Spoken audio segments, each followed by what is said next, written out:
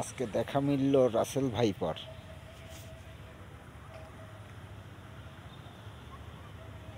Russell viper পদ্ম শাপলার উপরে রাসেল ভাইপার বসে আছে নিরিবিলি। দেখুন